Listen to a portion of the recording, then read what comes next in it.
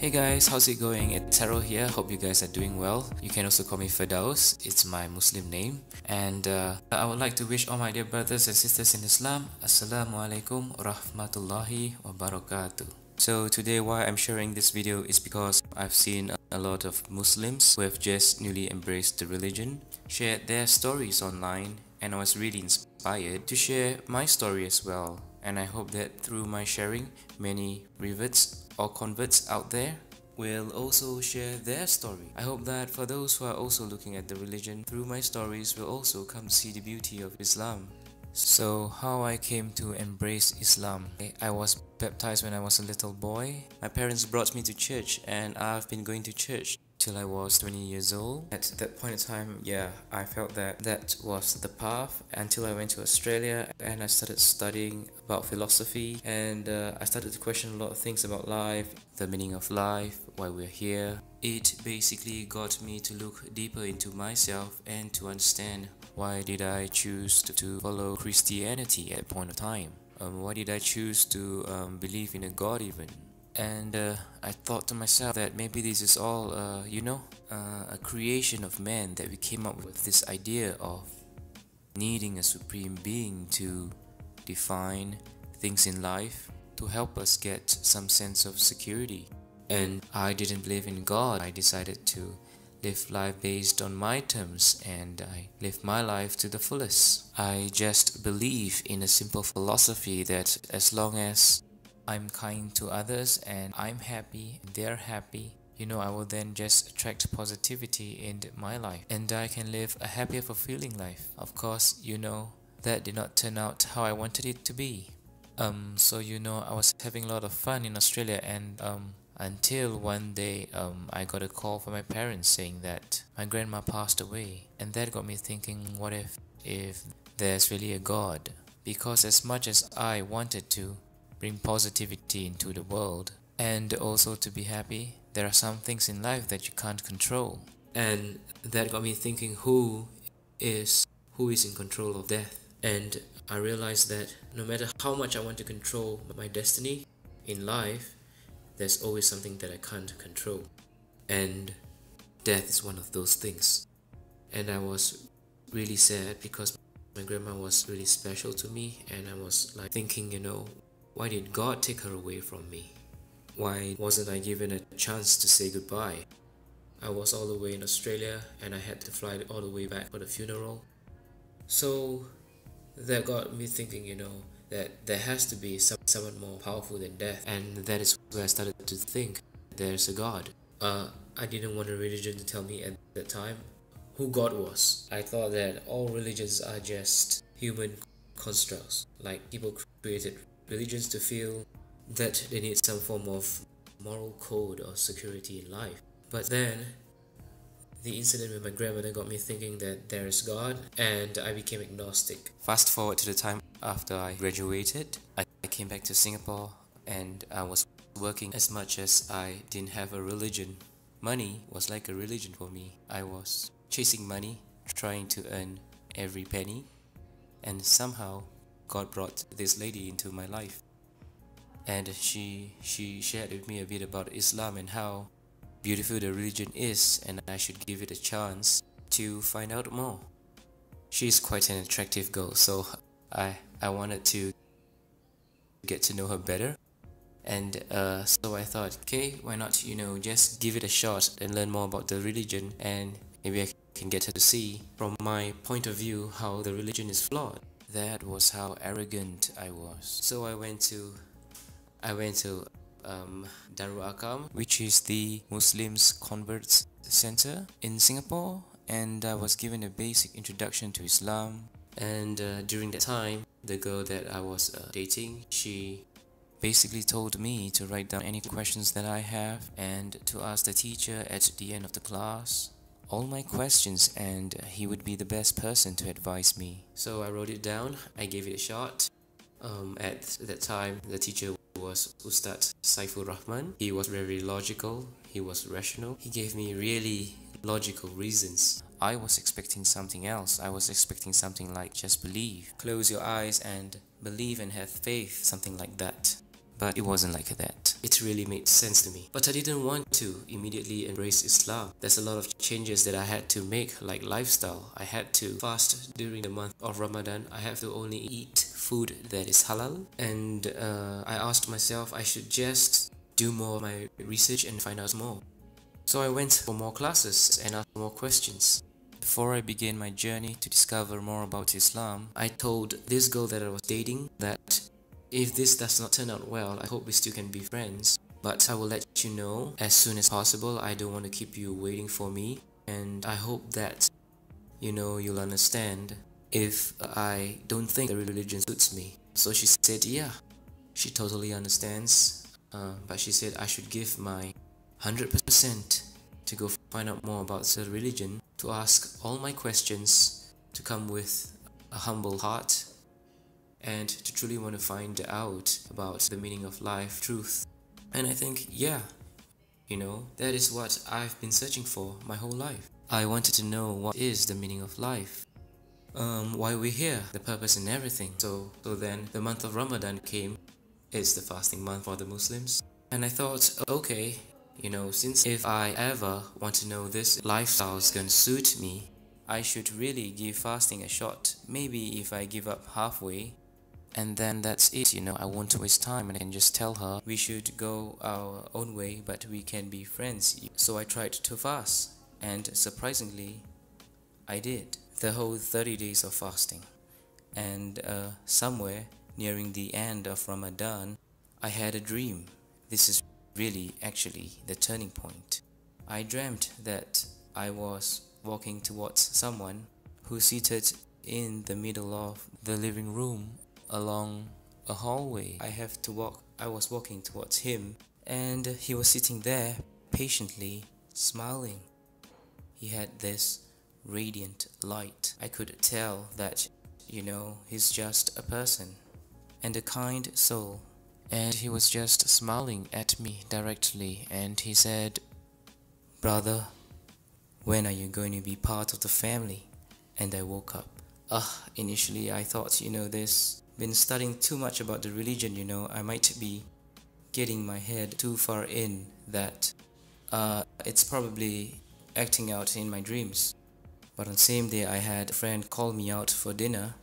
His name is Ibrahim, and that's when I had dinner with him, and he said, "Hey, I heard that you've been going to that Muslim convert center, studying about the religion and understanding about Islam. So when are you planning to be a Muslim, brother?" So I thought this must be a coincidence, Just when I had a dream and my friend asked me out for dinner and he asked me the same question, I was still quite stubborn, thinking that this is just pure coincidence. And I went on with my daily life, but the same dream happened again. And this time I remember the exact day and time. It was a Saturday morning around 9:30. I had the same dream and I woke up. And I said to myself, no, this can't be happening again, it must be something. Or someone is telling me something. And I decided at that point of time to test God. I said a prayer before I started to ask for directions in life, So I sat down, I just closed my eyes. I put my hands together like this and said, "Dear God, I know you exist and you're the most powerful. And you can make anything possible. Because I truly and fully believe in your supremacy and power, you can most certainly show me the way in life and the truth. And I seek your infinite wisdom and power to show me the way. Please, with all my heart, I sincerely seek your help in this. Please, let me know if, is Islam truly the religion for me? Or should I just go back to being who I was?" I said, "I'm going to test you. Unfortunately, I'm going to take a Bible and a Quran and put it beside me. I'm going to randomly flip those pages 3 times. And the first thing that I see, it has to be crystal clear, a message for me, saying to me, this is the truth, this is the way, this is who you should follow. It has to be that simple. So I'm going to start with the Bible because that's where I started. I was baptized, so I'm going to start with the Bible. So I picked up the Bible and I randomly just flipped the page. It wasn't the first page, it was somewhere in between.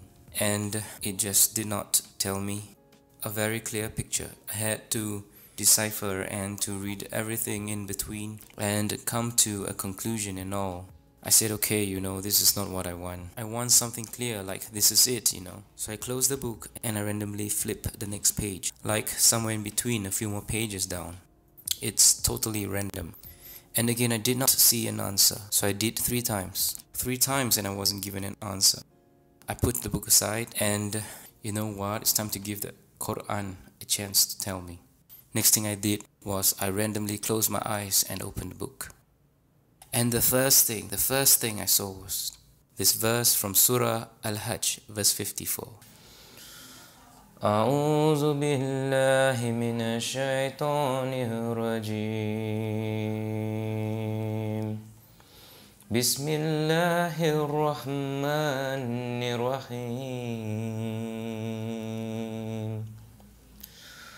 وليعلم الذين أوتوا العلم أنه الحق من ربك فيؤمنوا به فتخبت له قلوبهم وإن الله لهادي الذين آمنوا إلى صراط مستقيم. So basically it says, and so those who were given knowledge may know that it is the truth from your Lord, and therefore believe in it, and their hearts humbly submit to it. And indeed is Allah, the guide of those who have believed to a straight path. I thought maybe it's just still a coincidence, I was kind of like in a state of denial. And so I closed the book and I randomly opened up another page of the book, and it's totally from another chapter altogether. My eyes set on the next verse, and it's Surah, which is chapter 41 and verse 53. أعوذ بالله من الشيطان الرجيم بسم الله الرحمن الرحيم سنريهم آياتنا في الآفاق وفي أنفسهم حتى يتبين لهم أنه الحق أولم يخف بربك أنه على كل شيء شهيد. We will show them our signs in the horizons and within themselves until it becomes clear to them that it is the truth. But is it not sufficient concerning your Lord that He is over all things a witness? Just paraphrasing what he's saying is like, have I not shown you the signs in the world? Do you still want to question who is your Lord? It was like the second verse was responding to the first one. It's almost like He was speaking directly to me, like God was speaking directly to me. So I felt a shiver down my spine, and I was kind of afraid and at the same time amazed, from that test. And I was then quickly apologized and said I was sorry. I'm sorry for testing you, Lord. But could you please forgive me and accept me as one of your believers? It was like a tremendous feeling of a wave of tears that came straight from inside your heart. Suddenly all that God is down, and I felt His presence was just there.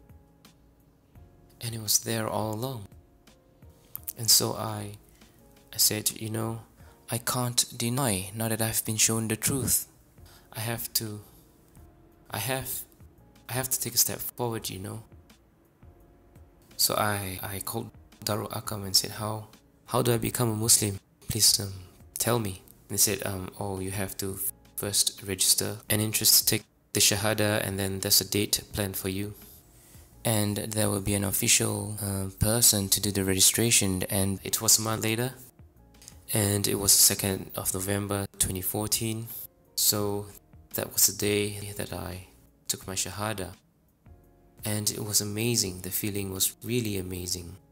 It was like all the burden in my heart was suddenly gone. There's complete fulfillment, and suddenly there's an overwhelming feeling and sense of peace. And I just feel that I finally found the truth. I decided to give my girlfriend the good news that I have decided, and so she cried. She said, you know, how many nights I've been praying for you to be, shown the way, to see that Islam is the most beautiful religion. And he answered my prayers. That's what she said. So I felt like this was someone I cannot let go. This is definitely the goal that was meant for me, that God had probably put her in my path to show me the way back home. And it was truly amazing. Yeah, I think we've come to the end of the sharing. I hope you enjoyed my story. Be sure to catch more videos. I'll share with you more about how I learned more about the Quran and more about Islam. I hope that my sharing brought you some hope and feeling of peace. And to all my dear Muslim brothers and sisters, Assalamu alaikum wa rahmatullahi wa barakatuh. Jazakallahu khairan. And to everyone out there, peace be with you. And I hope you have a beautiful, wonderful day ahead. Thank you so much for tuning in, and be sure to subscribe if you like more of my sharing. Take care. Bye.